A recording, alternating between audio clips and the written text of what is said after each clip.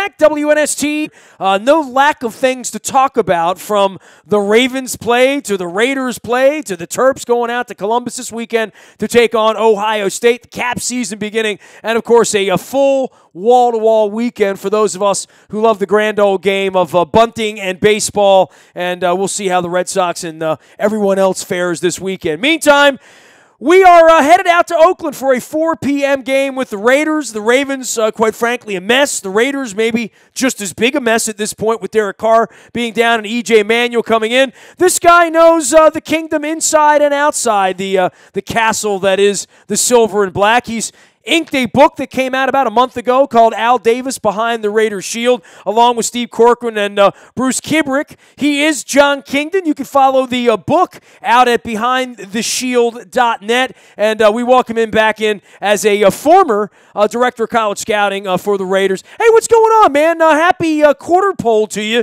Nothing normal about this league year to year, especially for those of you who worked in it and tried to assess it, right? That's pretty accurate, Nestor.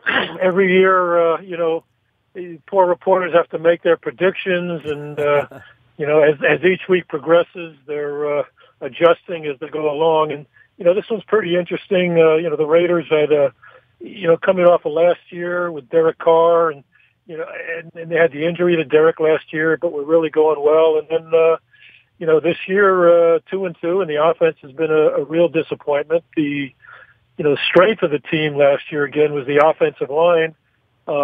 This year, it's, again, been a disappointment. He's been sacked a lot more this year than he was last year. And then, the injury, it's going to set him back. They keep saying 2 to 6 weeks. It's been 5 years since you left as a director of college scouting, and certainly you scout these teams up, and I talked about this in the offseason with Ozzie and Eric and George Kokinis and all the guys that put the Ravens together year after year. The plan was Urschel and Alex Lewis and, and Jeremy Maclin and Dennis Pitta and Tavon Young, and certainly Marshall Yanda was in the plan, as was Brandon Williams and Brent Urban.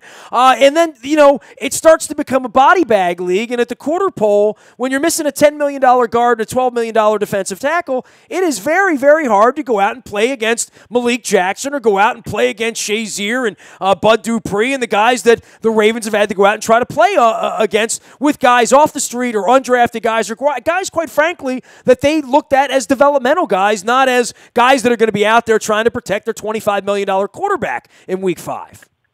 Well, depth is obviously a crucial thing, and it's become harder and harder to maintain depth because of the salary cap, number one. But, I once talked to a guy from the Players Association, and one of my issues was that, you're getting the quarterbacks in each team are taking up, 20%, 25% of your cap.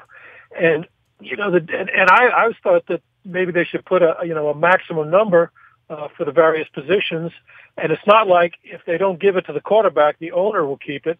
It'll be distributed a lot better among the team.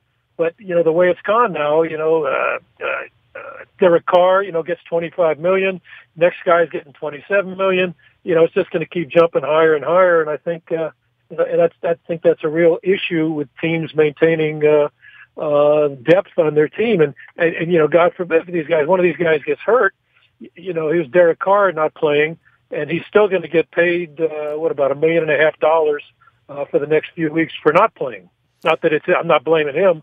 I'm just saying, suddenly it's become so devastating to get an injury with a key player. Well, when you draft guys and they don't work out, that's when, all hell breaks loose. And around here, whether it was Matt Elam and Arthur Brown, and now you're looking at Brashad Perryman and whether, he's going to be a player or not. Amari Cooper is a little bit of that for the Raiders, right? Like that, he needs to be a difference maker, a special guy, and I think that's very difficult with a backup quarterback in there, very difficult when the running game hasn't been as consistent as they want it to be.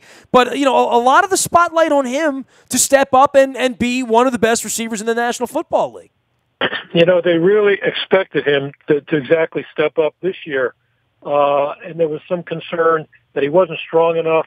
And he had a great season last year and supposedly came in a lot stronger this year. And in the first game of the year, he ran through about 3 tackles and scored a touchdown.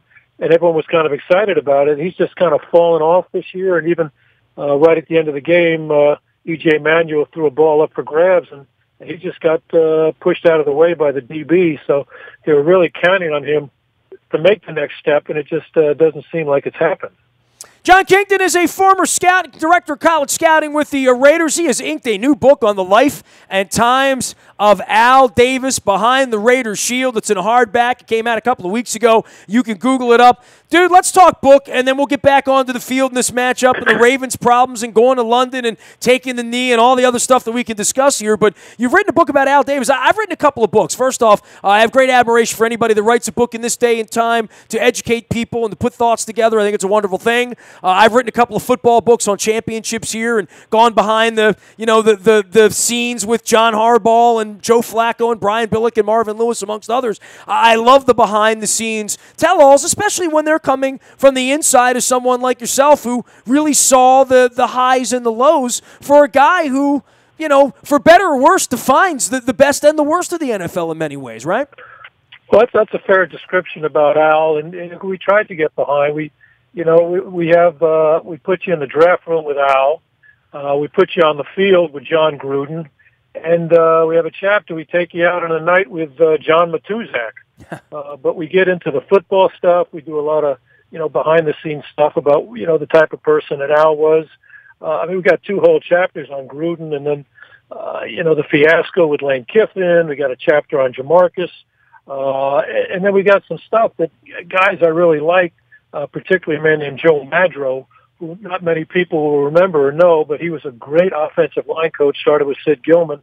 And we have a whole chapter on him talking about how he got Al into the National Football League when nobody wanted to hire him. He had coached at the Citadel and got them on probation, and went to USC, got them on probation. So there's a lot of stuff here that a lot of people don't know. And, the thing I got asked a lot was, is this going to be a rip job? When I was talking about the book and we were doing the book, I was coming out. Well, Greg Papa, I don't know if you know, does our play-by-play, very close to Al. Great guy. And he, I did a talking with him. He did a show with him.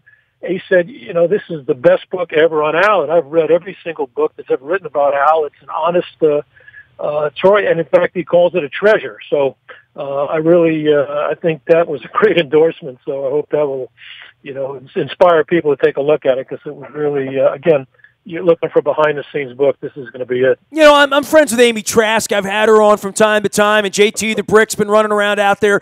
He's one of my bunkies from Vegas as well. And, and I remember riding on a plane with Al, and you might have been with him. I don't even know. I was leaving owners' meetings in Dana Point, headed up to Oakland, and he was on the plane flying, on a regular old Southwest plane with an entourage of 4 or 5 people. And I was fascinated and this was at the end of Al's life. This has been the last decade. This is probably, 08, 07, 08, 09, somewhere in there. And, it was obvious that he was failing, but he was reading the USA Today and was incredibly fascinated for the entire 45 minutes of the flight from wherever it was, probably Orange County up to Oakland Airport, about women's college basketball, because the owners' meetings are in March. The women's brackets were out then. He didn't care at all about the men's side. He was only interested in the women's college basketball brackets, and I thought, that's the hour of my life I'm going to spend captured a row behind Al Davis on a plane talking women's college basketball of all things. I just found that to be fascinating, man. Well, it's funny. You really hit that absolutely on the head. I was on call for everything with him, and I got used to expecting whatever question would come up. And one time I'm in the office, and he calls up and said, who won the election? And the only election I knew was the one in Iran. I said, you mean the one in Iran? Of course. What else would I be talking about? And on recruiting day, I always knew to be prepared for how Syracuse did, because that was where he went to college. And absolutely, he loved women's basketball. And when the WNBA had their draft, I always made a point to print out who went where. And he knew these players. He loved women's basketball. And I think to a certain extent, he was the way John Wooden loved women's basketball, because it was more of a purity to it as opposed to the other games that become so much more athletic. But that was one of the very unique things, that he did love women's basketball. See, we were put together for a reason. Who the hell else would know that but me, but a journalist who sat behind Al Davis on a plane once? It was fascinating to me. Well, in fact, it was Bill Romanowski actually one time was asked about what is one thing about Al that nobody else knows, and for some reason Bill knew that. You know, he loves women's basketball, and you know, he knew all the, like I said, knew all I'm going to talk to players. Romo about that because I have him on at the Super Bowl every year when we're out there. So I'll find him in Minneapolis freezing in the corner with Julie and bring him on, and we'll talk about Al Davis and women's basketball. So for the book, and obviously putting it together when you have stories or whatever, if I were to say to you, sum Al Davis up in an elevator speech, what would you say about him?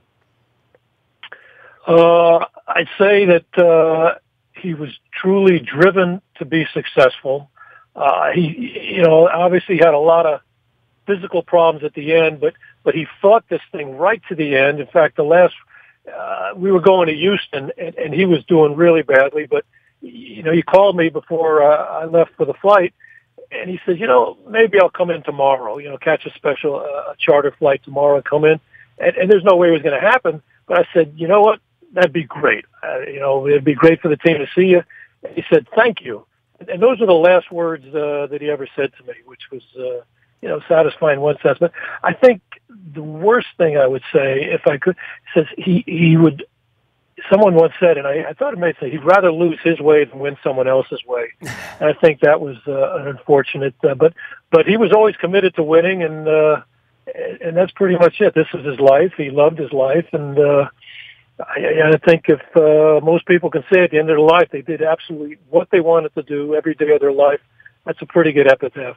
You know, I know you spent a lot of time around Mark Davis as well. By the way, we're on the line with John Kingdon. He is an author of a new book, Al Davis Behind the Raiders Shield, and, of course, previewing this weekend's game. And John, longtime director of college scouting there with the Raiders during the Al Davis administration, now gone since 2012. The book is out 3 weeks. I highly encourage folks to go out and give it a look. BehindTheShield.net is the website to find John Kingdon as well.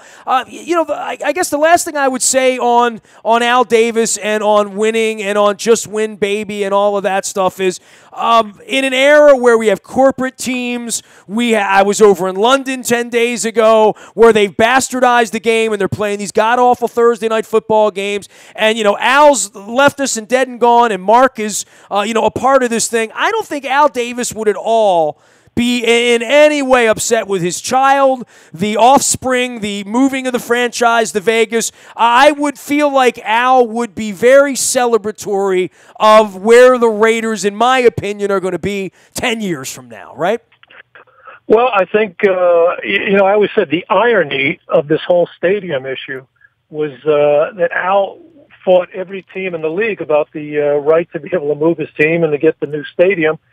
And again, the irony is that every owner in this league was able to take advantage of it, except for Al.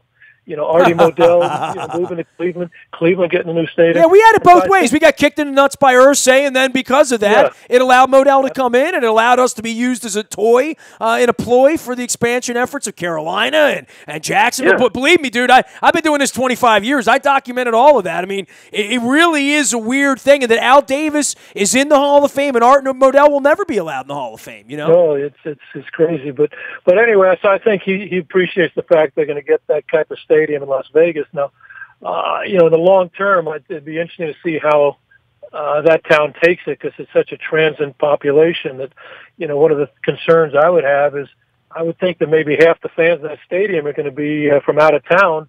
I'm going to make one road trip to see my team. Where are you going to go? I'm going to go to Vegas. But that's a hell of a financial situation they got set up there. So we'll see how that goes. All right, back on to the team and this year and expectations. They were expected to be a really good team. And, you know, there's a lot of pressure on Jack, who I've been friends with for almost a quarter of a century now as well. And, you know, I have great respect for what he's done out there, being the local guy. And I sat in his office last year and looked out on the hills. Like, I grew up right over there, Hayward. And, you know, all the homecoming and all the feel-good and having the quarterback. Boy, it all goes to hell in a handbasket when your quarterback's got a back issue. We know that from our preseason situation here. And I don't think Flacco's right. Certainly seeing E.J. Manuel run this offense. They got a backup kicker. The secondary's been suspect. The O-line hasn't been able to get it together. They're teetering right now, right? I mean, they got San Diego next week in Kansas City. This is a very, very tender part of their schedule because they have a legitimate first-place schedule, man. Well, they're really counting on this to be sort of the, you know, it's kind of the easy part of the schedule, because they've been on the road for 3 of the 4 games, and was hoping to be 3-1. And I think the real disappointment in this team has been the offensive line, which was, like I said, a real strength last year. And Carr, getting hurt has been a real problem. They thought, the center and the 2 guards, great players, and the team's not running well. And like I said, when Carr drops, there's a real concern. And the issues on defense, were up there, and I think they went into the season kind of concerned about how the defense would play. Last week, they held up really well and kept it close, and it was the offense that was the problem. So, the first week of the season, Tennessee, it looked like everything was in place. And, like I said, in the NFL, like I said, it could go to hell in a handbasket really quickly. He is John Kingdon. You can follow him and his book, Behind the Raider Shield, Untold Stories from Longtime Davis Confidence. Also a confidant, a forward by Gil Brandt. Steve Corcoran, another guy I know pretty well involved with this project as well. It's BehindTheShield.net. There's still a playoff team there. Are you concerned about the Chiefs and the Broncos, as I think every Raider fan should be at this point?